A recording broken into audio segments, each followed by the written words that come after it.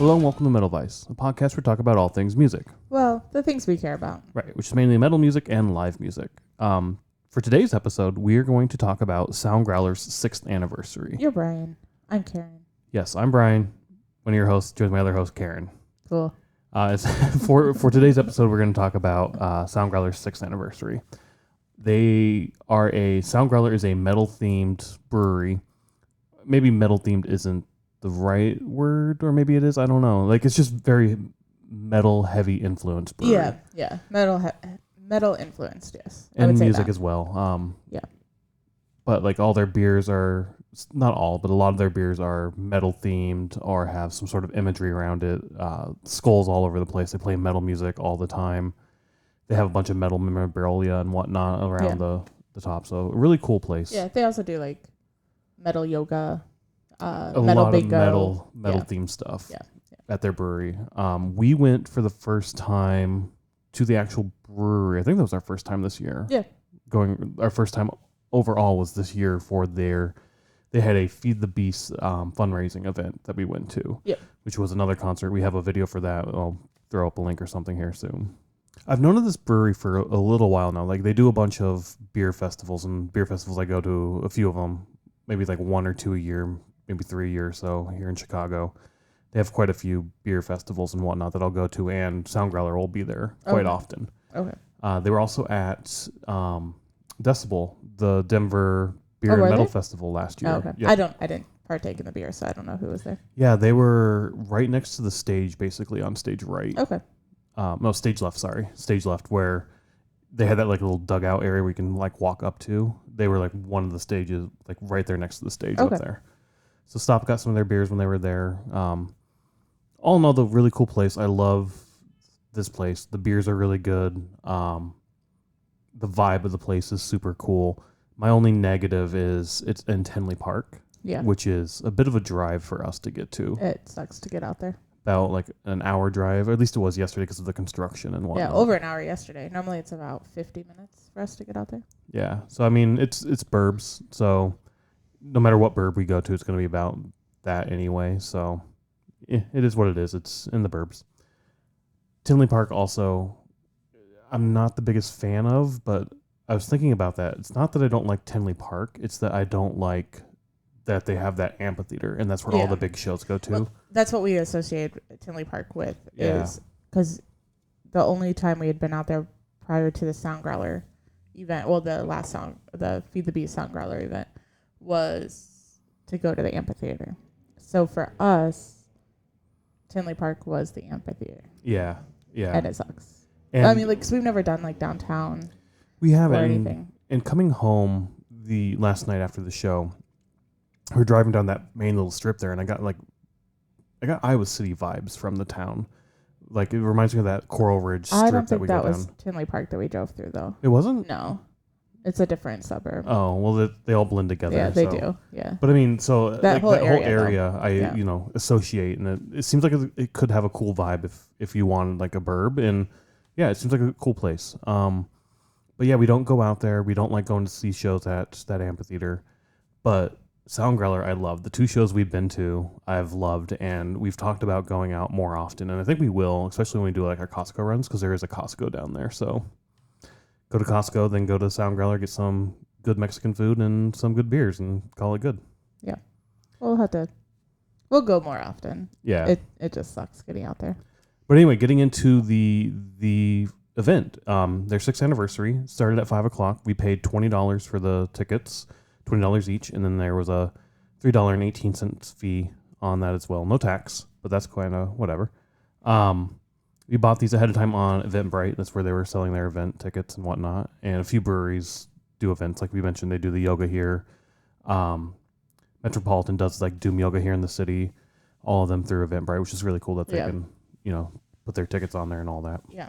And unlike last time with Feed the Beast, which was early in the year, like February or so, something like that. Maybe. Yeah, it was cold. I remember it being cold. Yeah, the middle of February. Okay. And it was inside in their like little extra room they had, like a little cool stage and whatnot. Yeah. I like the setup of that show. Like I said, we have a video on that or podcast on that you can go listen to if you want. But the setup of that was really cool. So I was kind of not worried, but that's the wrong word. I was interested to see how they would do it for this because it is the middle of summer. Are they going to do it outside? Are they going to do it in that same room? Yeah. Whatnot. I was prepared to do it in that small room. I was like, it's going to get crowded. Like, this is their anniversary event. Like, it's a nice day out. Like, people are going to be out. And I was like, oh, it's going to be really crowded in there. But they ended up blocking off half of their parking lot, which is in this little complex, which has a bunch of other businesses as well. So I know when we pulled up to park there, all the parking was almost gone, or at least a lot of the parking was close to the door, except for a few spots. It was like, this parking is for this store only or this business only type thing. By the end of the night, though, people are parked there. Yeah, we probably could have. Yeah. We didn't. We just kind of went around to the back and parked wherever there was a free spot. Yeah, which other people were doing too. So. Yeah, we don't need to park close. No, but got our parking spot. We walked in. That little back area was blocked off as a private event, so I don't know if bands were hanging out back there or what, but there were some people at the end of the night sort of hanging out in there a little bit. Oh, in that little room? Yeah, where the Feed the Beast show was. Oh, see, I just saw people back there. I didn't see bands back there. No, I didn't either. I just saw people back there. I wasn't sure if... I think anybody could have went back there. Oh, okay. It had a private event. Oh, did it say private event? I thought so. I didn't see a private event because, like, even just... There's a family with 2 kids that were back there. Okay. Like, I don't know. I think...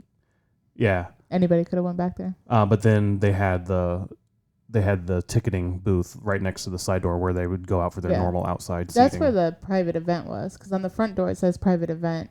Oh, okay. Outdoor patio or something. Okay. Yeah.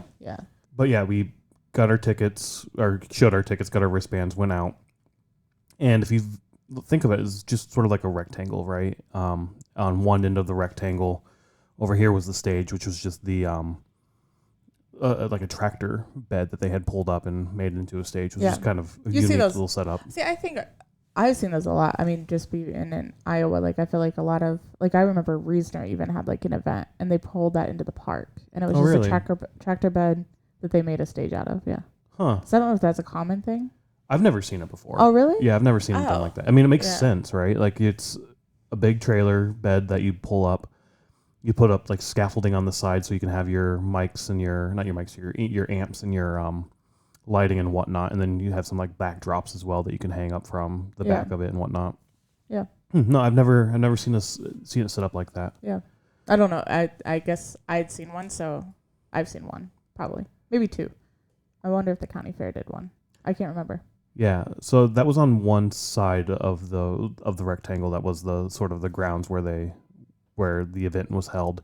All the way in the back of that were a couple vendors selling some food. I think just one food vendor. Yeah, I think it was like a taco stand. Yeah. Which is a little bit different than the tacos inside. I got that vibe. I got that it was somebody else selling tacos, because Soundgrowler has their own kitchen where they make tacos as well, which is kind of cool and kind of odd that you have your 2 food options are... Tacos or tacos? Tacos or tacos, yeah. For most people, that's okay. For you, it's... I'm not the biggest fan, so, whatever. They also had exclusive variants of their beers for their anniversary show that you can get outside, and some more like merchant selling stuff. Yeah. I forgot to go back just now. I just thought of it. I forgot to go back to the candle stand. Oh yeah, you were going to get a candle. I was going to get a candle. Oh well. And that was a merchant that was going down sort of the one of the sides of the rectangle as well. So we did the front and the back, the side. The other side was the building, obviously, where their normal outdoor seating is. They have benches. They have some trees under there. People were hanging out under there all night, like, when they wanted to go chill out of the sun and whatnot. Yeah. And on the other side, behind those merchants, there was another big building with a good grassy area. That early in the night, when the sun was shining, you can go there and hang out and get out of the sun for a little bit. Until the sun went further enough down. Yep. And all the bands had their own merch booths as well, off to the side, next to the stage, basically, which was really kind of cool. They had all their gear set up too. It was kind of fun to see, like, they'd pull their stuff off and load it up and then take it out to their cars and stuff. Yeah, because there's no backstage area, so that was kind of cool. Or they'd be staging it and getting their like drum kits set up and getting ready to go on for the next band and whatnot. Yeah. We did get there a little late. I think we missed the first couple songs of the first band, or we got there right when they started. I think. We got there right when they. Because like as we were walking up, you could hear them, but I think they had just got started. Yeah. So, but that was traffic. the construction and whatnot. So, but yeah, then we basically just hung out there most of the night. It was the first band. I guess we didn't go over the band. We should probably do that. This was headlined by Bongzilla. Then we had, working down the bill, we had Wraith, Cokegoat, Chokesetter, and These Beasts. So it was These Beasts that we, first opened and we came out and saw them. That we walked into, 3 guys up there, a guitar, bass, and drummer. Really cool sound. I liked them a lot. Yeah, I liked them too. Good vibe, good energy. Crowd was just, people hanging out, enjoying the music, enjoying the time. And yeah, there wasn't very many people there when it first started, which I was a little surprised. I think it was enjoy the beer, enjoy the music in the background type thing. As the night went on, the crowds got bigger and bigger and more energetic, I'd say. Yeah. But really good. I really enjoyed that band a lot. All through the night, all the bands I enjoyed. Yeah, I enjoyed them too. Yeah. But yeah, I remember that at the end of the set, they did throw a pick out into the crowd, and like it just sat there for a few seconds. Nobody moved towards it, so I like slowly walked over and like bent out and picked it up, which was it is what it is. The second band also threw a pick out, and then same thing. Nobody like moved to it, and then eventually somebody walked up and like, this is mine, I got this, and then, like bent down and picked it. And as he picked it up, another person came running from the side, acting like he's gonna shove him out of the way. Like, no, it's my pick. Yeah, like it was cool little back and forth banter and whatnot, but in the crowd. Yeah. Also, finding out we were standing by a guy who was just fucking pulling off of his pipe all night long and like passing around to the guy next to him and like just going at this pipe and like whatever. It's cool. I wasn't bothering. Nobody was caring. I just thought it was funny. It's like, oh, that's cool, I guess. Yeah. Turns out he's the lead singer for Bongzilla. Yeah, he played bass and sang for Bongzilla. Yeah. And I was like, oh, that when he checks. Was out there at the end of the night, I'm like, oh shit, like he was, which makes sense for Bongzilla, like the whole name and everything. Yeah. But I mean, maybe he plays better that way. Yeah. I don't know. It sounded fine. Or it sounded great. Great. Yeah, so. We'll get into them when we get there. But yeah. First band, These Beasts, was amazing. It was a lot of fun. When we got there, I was in a great mood. Like, got a beer, sat there, and just listened to the music. And was like, this is fucking We awesome. stood there. We didn't sit. Well, yeah. Hung out. It's like, this is fucking awesome. I forgot how much I loved being out here when we saw Feed the Beast. Oh, okay. I want to come out here more because they do concerts all the time. They do, yeah. And not even them, like even going to like Reggie's and seeing little shows and whatnot. Seeing that first band when we first got there, it's like, I forgot how much fun these little shows are. Yeah. We need to go to more little things like this. Next year we will. Yeah. We'll definitely go to more little ones. Anything else that stood out for you for that first band, These Beasts? No. Were they the ones that had the free poster off to the side? They did have a free poster. We did not get that free poster. Yeah. We should have. We should have. And that's one thing, I guess. Not that I was upset about it, but I was like, oh, I wish they would have done X, right? Like Soundgrowler. Soundgrowler would have been their advert for this festival. Like if they had a little poster of that would have been awesome. I would love to get that. Or even just the shirt with like the art of the skull and the smoke and 6th anniversary and the date and whatnot. I was like, that would have been a really cool shirt to get. These guys, it looked like when I walked over to it, it was a unique show poster, just not for this show. It was the one they had previously, I think. I see. But we didn't check out their merch, unfortunately. We probably should have just walked over. We walked over. We did, yeah. Yeah. As soon as they got done, we walked over. As soon as they got done, we walked over to check it out. And, well, not as soon.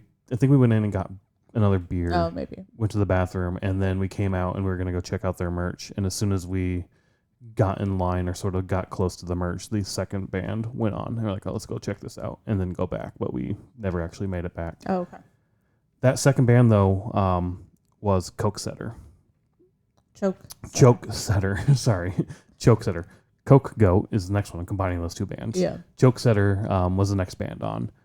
I love them. Really love this band. Yeah, they're from Indiana, I think. South Bend, Indiana. South Bend, yeah. So that's where Notre Dame is. Oh, okay. That makes sense. I'm pretty sure that's where that is. Yeah. I don't know. it doesn't matter. But they were amazing. They were fun.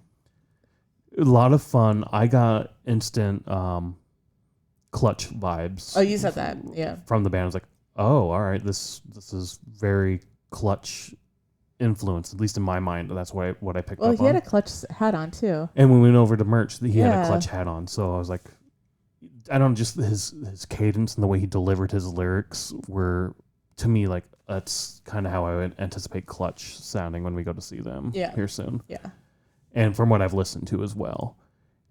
And like the bass bits, like the bass was heavy in this, and like not heavy in terms of like heavy music, but like definitely prominent in the songs. Yeah. And I loved the bass. Yeah. I liked the bass player too. And then we found out that the bass player learned the songs like 5 days before. Yeah, they had this gig, and their bass player, for whatever reason, I can't remember what they said, but couldn't make it for this show, unfortunately. And they had a friend fill in for him and learn their songs in 5 days, they said. Yeah. Like I picked up on the bass right away too. Like, and there's even like bass solos in a couple of the songs and stuff. And I picked up on that right away too. And I was like, that bass player is really good. Yeah. And that was before we knew that he had just learned the songs. Exactly. That like just cemented it more to me. Like, this bass player, like, holy shit, that's impressive. Yeah. This is good music. I really enjoy the bass. I'm really enjoying the lyrics and the singing and the drums and the guitar. Like, all of it together was really good. I love this set. And then to find out, like, oh yeah, he's just somebody who learned it 5 days ago. Like, awesome. That's fucking, that speaks a lot about this guy playing. Yeah. I like this vocalist too. Like, he had a really good, he could do like lyrical vocals, and then he had like not a growl, but like a deeper vocal as well.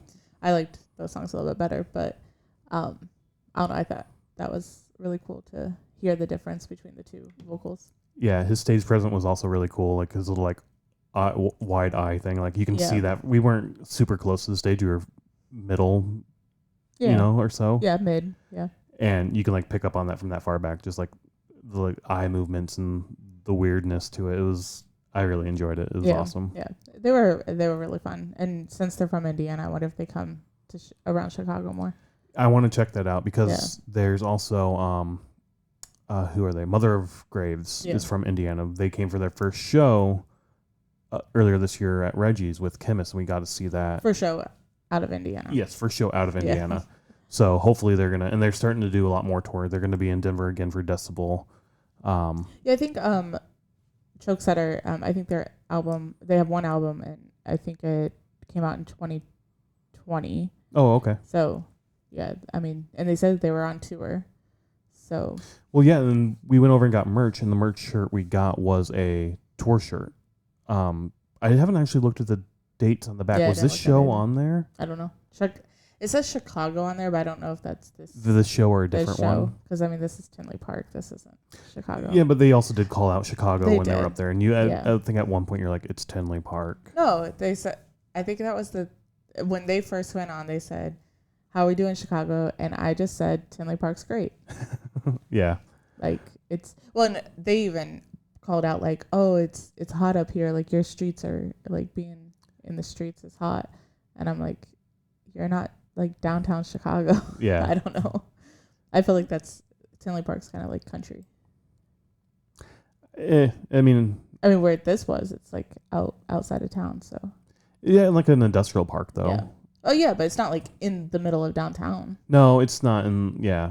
That's all I'm saying. Gotcha. So, sorry, when you said country, I was thinking like farm country and whatnot. Isn't there like farms around there? I don't think so. Oh, those aren't fields that we drove by? I don't know. I don't remember that. Anyways, it doesn't matter. Yeah, I don't know. I'll have to check out the tour shirt. I wanted to get their shirt because it had tour dates on it. And they were just super cool hanging out over there. They had posters too, and they're like, "Do you want us to sign that?" I was like, "Sure, why the fuck not?" Yeah, we have a special edition because we have a different bass player. Oh shit, that's true. Yeah, I tried to make that joke at the table, but nobody was really paying attention. I didn't pick up on that. Yeah. Yeah. So because the poster's kind of cool too, where it's this like robot creature thing. I don't know what exactly, but underneath that there's a picture of each member of the band, and they all signed like right over there where they were. And the bass player signed probably where the other bass player was. Yeah, I think he signed over the bass player. He signed a name and then he put a question mark. Oh, I thought it was a question mark or a smiley face. That's a question mark. Okay, I haven't looked at the poster really either since getting it. Awesome set, awesome guys to like just hang out with over there. And when we were getting our merch, I think the Bongzilla guy came over and gave him a bong to take a rip off of. Yeah. And he's like, the lead singer was like, "Oh, that's fucking strong. I should have known that's what was gonna happen." Any other thoughts around this first band? No, I really like them. Or sorry, second band. Chokesetter. Yeah. I like them a lot too. Third band. So we sort of followed the same habit of in between each set, we would go inside, get beers from inside, or get food, and then go hang out outside for the bands, and then go back in, and so on and so forth. Cokegoat, we went in, got some food. Well, we went in after Chokesetter, before Cokegoat went on. That's what I mean. Okay. Yeah. In between the sets when they were changing over. Yeah. And got our food, and we're waiting. Everybody else is getting their food. We're waiting. Eventually, one of the cooks in the kitchen sort of like looks over at us and then talks to the expediter and then like looking at us and looking down. And I think he sees like our little tag number that we had standing up by us. And he's like, they're talking amongst themselves. And then the expediter comes out and he's like, "Are you guys waiting on food?" Like, "Yeah." I was like, "All right, let me go see." And then he went behind the bar. I think he asked what our name was, what we got. Went behind the bar to little tablets trying to figure out what was going on. Then went back and talked to him. Then I think he came back and talked to us again or something. No, he didn't come back. He just started expediting again. Oh, okay. Yeah. So I didn't know, like, because I think he said, like, "Oh, let me check to make sure that your ticket printed," or something like that. I saw him go back to the bar and talk to somebody else, and you can kind of tell they were talking about us because they would look over at us while they would say something. Then, so you kind of knew they were talking about us and whatever. I went up to get another beer while we waited, and while I'm up there, one of the bartenders was like, "Are you the one waiting on food?" I was like, "I am, but could I also get a beer?" He was probably like, "Shit, he's gonna come complain or something." Yeah, and then. So she got me a beer. I saw her like doing stuff on the ticket. She asked what my name was also. Like, "It's Brian." Like, "Oh, yep, here it is. Here's your order," and hit a button. And then we went and hung out and got our food pretty quick. But that did take a lot of time. Yeah, because I think we waited like 30-ish minutes Something or more. Like that. I mean, we understand things happen. I honestly think the food might have came out, but like as I was waiting to, because they had like a little table off to the side, and as I was waiting to go step up, because you didn't order anything because you don't like tacos, so I only had a burrito, and like at one point in time there was nachos, tacos, and a burrito sitting there, and some guy came up and took all of it, and I don't know if that should have, like, if that burrito was mine, and like maybe he was like picking it up for the table, and when they got it back they're like, "Oh well, like they'll figure it out."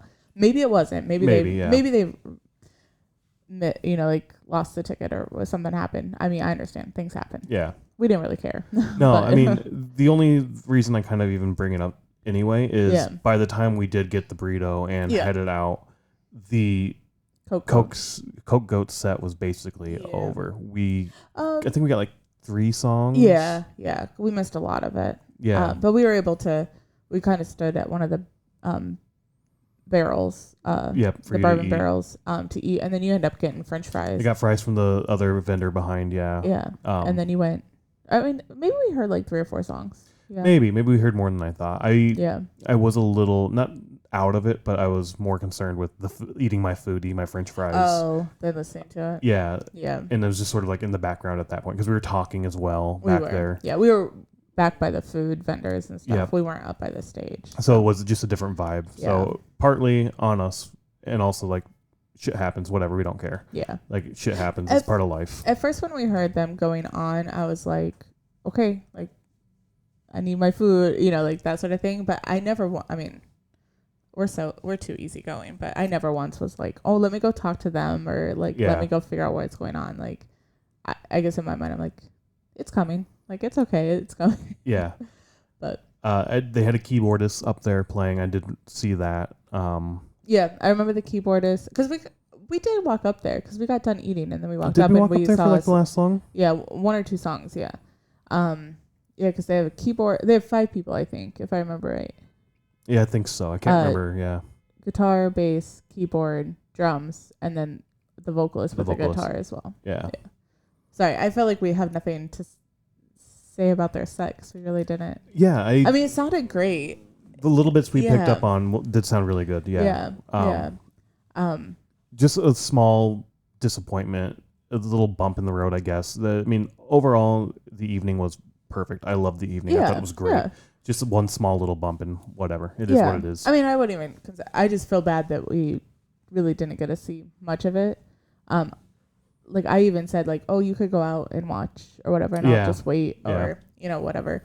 But oh well. Yeah. I don't know. I feel really bad that we didn't see their set, but I mean, you don't figure that it's going to take 30 minutes to get your food. Yeah. So, oh well. Yeah. It's all good. Yep. I mean, the burrito's good too, right? Like you've gotten it before and you like it a lot. I like it. I should have got. I forgot that you had to like ask for like sauce.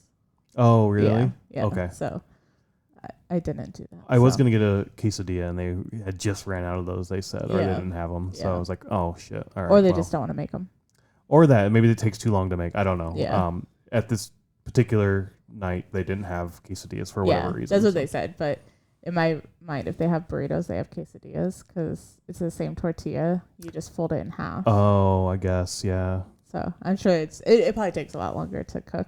Yeah, and the goal is like get boom, boom, boom, boom. Yeah. I mean, when you have a lot of people, it makes sense. I guess I didn't think about that. It's the same thing. So they had like tacos, nachos, or burrito. Yep. So, I mean, those are quick things, and you just kind of scoop it in, where the quesadilla, you have to fold it over and like cook it. For that to melt and all that stuff. Yeah. That makes sense, yeah. Whatever. I don't know. We'll go. This isn't going to stop us from going back ever. We're going to see more shows out there. I'll get a quesadilla someday and try it. I kind of want the nachos, but I'm so picky that I would be like, I want the nachos without half of the stuff on them. Yeah, just give me the nachos with nothing on them. No, I want stuff on them, but I don't want I just want nothing. All of it on there. Nah, not for me. But yeah, so not a whole lot to say about Cokegoat, unfortunately. From the podcast perspective, that I feel really bad that we really have not much to say about Cokegoat, but we didn't really see much of their set. So yeah. Next though, we get Wraith. Wrath? I think it's Wrath. I think he said Wraith. Oh, did he say Wraith? Okay. I'm pretty sure he said Wraith. Wraith. That makes sense with the I in there. Yeah. I loved them. Did you? Yeah. You like them a lot? Yeah. All right. They might have been my favorite of the night. Okay. Yeah. Fun. Good energy. Yeah. The crowd had great energy here too. They actually got pits going and shit. Yeah. It was a lot of fun. I did really enjoy their set too. Yeah. I remember when they started, I didn't really pick up on like the thrash sound, but like the second song I did. Did you ever pick up on the thrash? A little bit. Yeah, for sure. But really you don't really see like new thrash bands. Yeah. Do you know many? I mean, it's so weird with music classification, what subgenres and whatnot. Yeah. I think like Shadows Fall is, I think, somewhat considered thrash. Really? Yeah. Oh, okay. So they're starting to come around again. So, I mean, to me, it's like, it's metal. It's good. It sounds good. Yeah. They had good energy. The crowd had good energy. It was a lot of fun. It was, yeah. And they're going to be playing at Reggie's later this year. Yeah, October 12th. So. Yeah, and so we saw that announced just before this, and then when we saw this announcement, like I was just scrolling throughout the week, and saw the announcement again for the 6th anniversary of Soundgrowler, and saw they were on there. I was like, wait, is that the same band? And sure enough, it is. Looks like it's going to be the same band at Reggie's later too. No, the crowd energy during them was really fun though. Like because he kept right when. They got on stage, he was like, come close, like don't be scared, come close. Because everybody was kind of like just enjoying their beer, kind of standing in the shade, or it wasn't. By this point though, it was almost rainy looking, and like the sun was down out in the distance rolling in. You could definitely see some rain clouds coming in, and like it wasn't a sold out crowd, no, but it was just people sort of chilling out and relaxing and enjoying the music and their beers, really just like having a good time. So before this, there really wasn't any moshing that I know of. Maybe for Cokegoat there may have been. Oh, there but may have been. Back. We didn't see it. Yeah. But as I said, throughout the evening, even more and more people would show up and hang out and whatnot. Yeah. Yeah, I don't know. I don't know what to say. Like, the music was great. Their energy was awesome. Their crowd interaction, their working the crowd was phenomenal. Yeah. Great live band. I'm glad that we get to see them again because this may have been a longer set than when we see them at Reggie's because I think they're like first on the bill at Reggie's or second on the bill at Reggie's. Yeah, how long do you think most of the sets were? Like 20, 30 minutes, 30, 40 minutes? The first one was probably 30 or 40 and then probably 30 minutes for the second one. But then they kind of got longer. Yeah. Maybe then like 40 or 45 and then I wasn't really paying attention to the time. I wasn't really either. I was just enjoying it. And then when it was like, we have 2 songs left for it, it's like every band was like, we have 2 songs left. And I was like, oh, that's it? Yeah, me too. And like they started at 5 and then it went till 10? Right, or like 9:50-ish. Because you were wondering what time they would get done. Yeah. And I think Soundgrowler closes at 11. Yeah, and I swear I saw something that said 5 to 10. But then I couldn't find that again. So I'm not sure.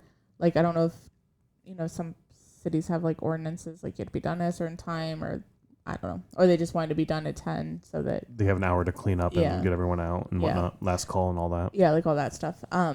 But like for 5 hours of music, I feel like it went by really, really fast. It did go by really fast. Yeah. Like the first time I remember having 5 hours of music was for us, besides a festival, was when they call it not fest, but when we saw Slipknot in Colorado, in Denver. For the road show, Yeah, for the road show. And it was 5 hours of music. And I was like, holy shit, 5 hours of music. Like, that's a long time. But, I mean, it goes by so fast. It does. As long as you're having a good time, it goes by crazy fast. That's true. If we were watching something that we weren't into, it would probably be like, oh my gosh, like, when's this over?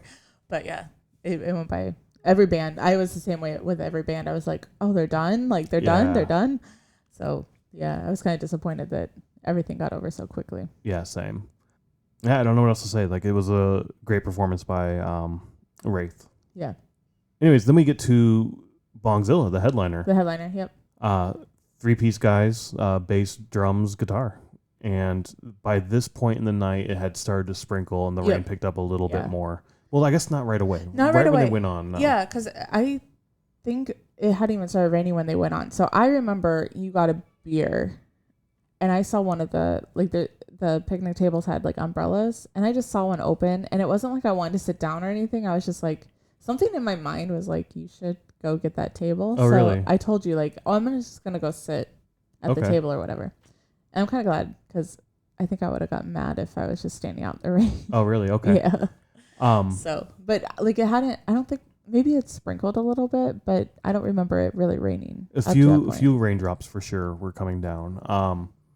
When they came on Bongzilla, I wasn't like, we didn't know any of these bands going in. Yeah, we don't know. And I wasn't sure what to get from this. I wasn't like, the name, for whatever reason, whenever I hear this name or look at this name, I instantly think of Bongzilla. Yeah. So I was like, oh, is it going to be like a Rob Zombie tribute thing or Rob Zombie influence type stuff? Like, I don't know why I always, whenever I see Bongzilla, I think of Wonkzilla. Maybe it's the Zilla. It's got to be probably. that. Yeah. Like I kind of thought the same thing when I saw the Bongzilla. I'm like, is this Wonkzilla? Like in my mind, it always went to Wonkzilla as well. Yeah. Yeah, but when they started playing, it's definitely doomy. Doom metal, yeah. And the vocalists, I don't know if you picked up on this or you thought this, but as soon as he started singing, I couldn't really understand anything he was saying because it was so deep and growly and whatnot, and that sort of aesthetic for that style of music, whatever. Like, I think that fits really well with that style of music, but his vocals to me reminded me so much of that tribal metal we got from your Karen's pick, the Blood of the Black Owl or whatever it is. Yeah, I didn't get that. But it was like... But now that you say that, maybe, a little bit.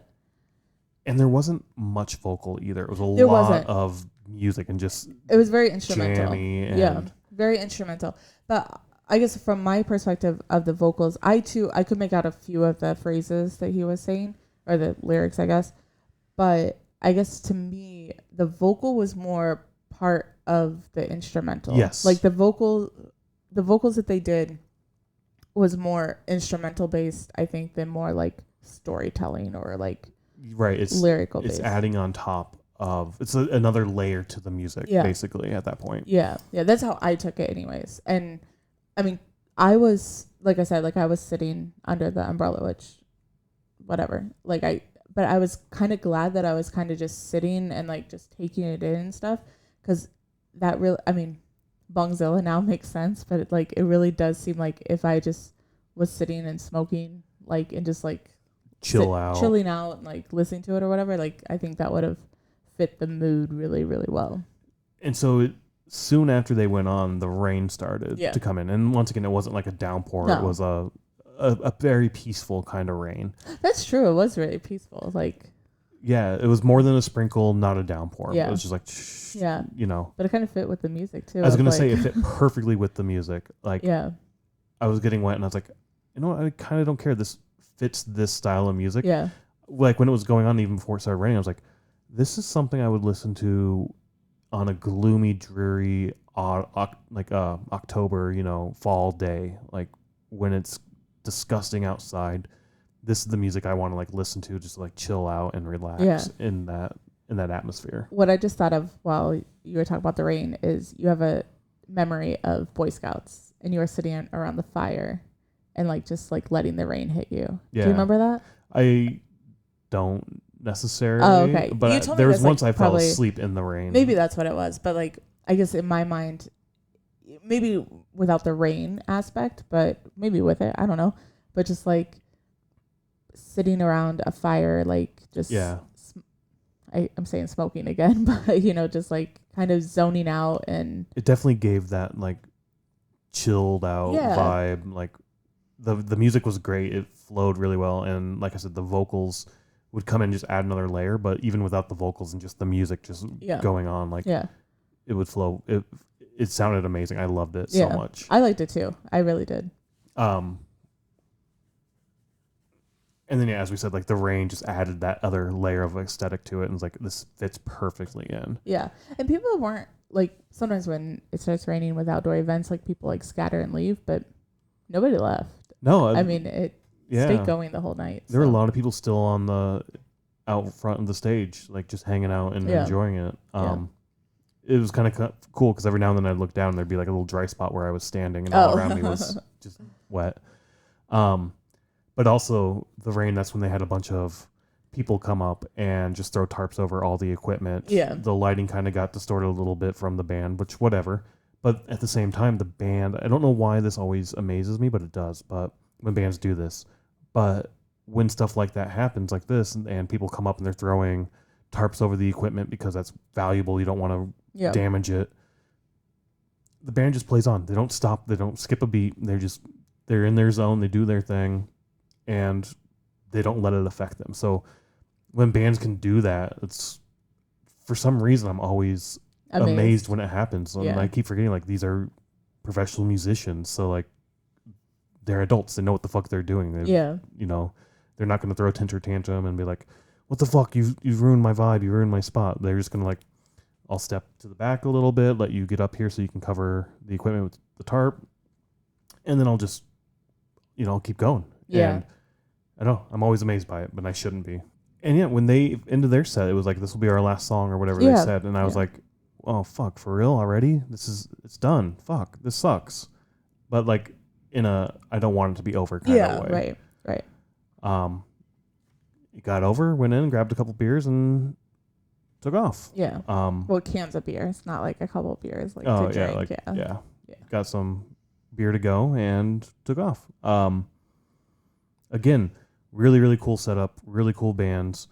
All the bands were different styles too, so you got a really weird, wide range of music in there, which was really cool to see. But yeah, like just coming to see smaller shows, I want to do more of that. And like I said, Soundgrowler puts on a lot of shows. We just need to time it up with making a trip out there. That's my only thing I dislike about Soundgrowler is The drive. Tinley Park. Like, Yeah. again, nothing wrong with the city. It's I don't like that amphitheater out there. I hate that bands only go to play there.